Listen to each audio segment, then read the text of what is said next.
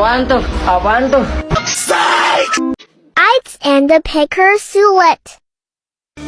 Oke, kita mulai. Salah. Oke, lanjut. Tak kenal maka tak sayang. Gimana kalau kita kenalan?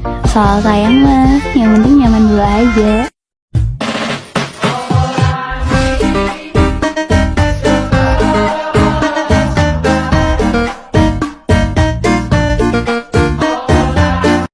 Oke, ayo lanjut.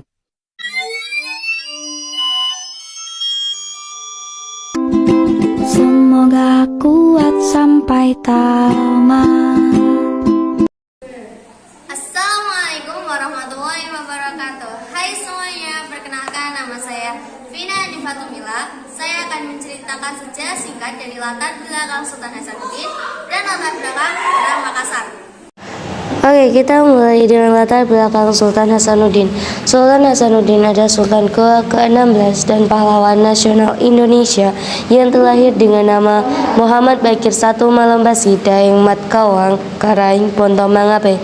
Beliau lahir di Makassar pada tanggal 13 Januari 1631. Beliau wafat pada tanggal 12 Juni 1670. Beliau juga mendapat julukan ayam jantan dari timur. Beliau memiliki 3 istri, yaitu 1 Bate Daeng Tomi, 1 Daeng Sangging, dan 1 Daeng Talele. Latar belakang Perang Makassar. Latar belakang Perang Makassar diakibatkan oleh perebutan kekuasaan di kawasan perairan timur Nusantara yang menjadi pusat pelayaran perdagangan dan dianggap strategis. Oke, kita lanjutkan dengan sejarah terjadinya Perang Makassar. Makassar merupakan pusat perdagangan dan pelabuhan strategis di wilayah Sulawesi.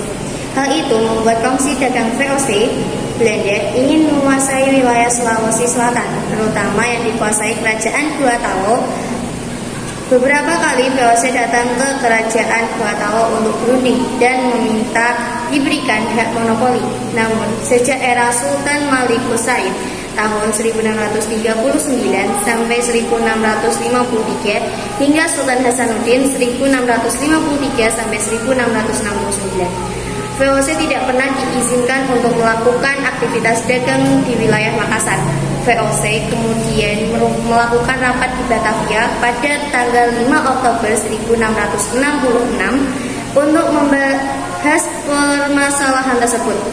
Rapat tersebut menghasilkan keputusan untuk segera menaklukkan Kerajaan Gua Talo dan merebut Makassar. Hal ini lah yang menjadi penyebab Perang Makassar yang berlangsung selama 3 tahun, yakni antara 1666 sampai 1669.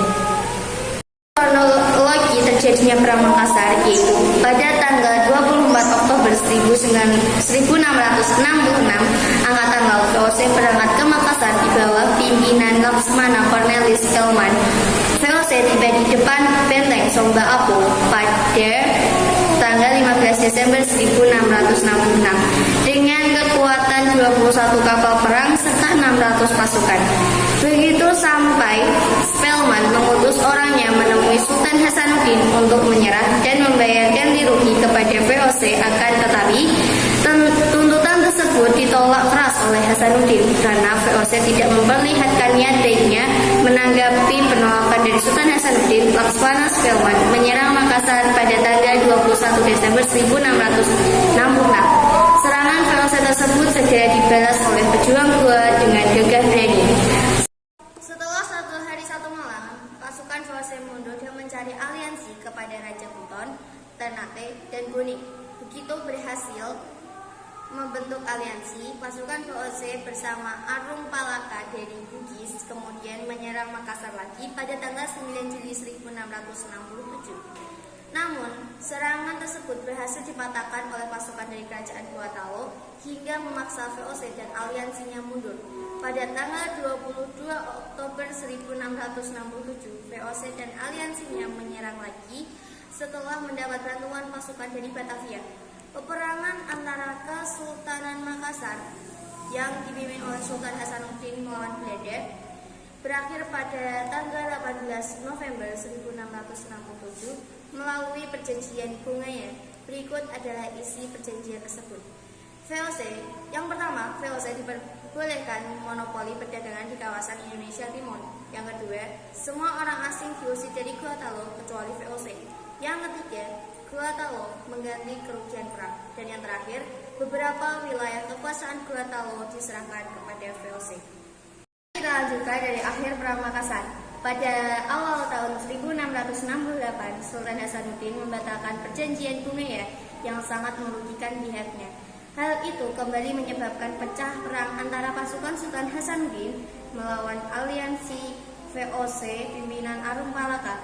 Arum Palaka menyerang Banteng Somba Opo pada tahun 1669 dan berhasil mengalahkan dari pasukan Sultan Hasanuddin.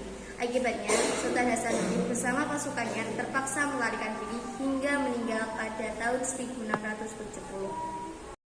Dan yang terakhir, alasan kami memilih Sultan Hasanuddin yaitu karena Sultan Hasanuddin telah mempersatukan kerajaan Gorontalo. Selain itu, Sultan Hasanuddin juga sangat hebat karena Belanda takut melawannya hingga orang Belanda menjulukinya sebagai ayam jantan dari timur. Terima kasih. Wassalamualaikum warahmatullahi wabarakatuh. Apalagi ya? Kayaknya udah deh. Langsung closing aja deh.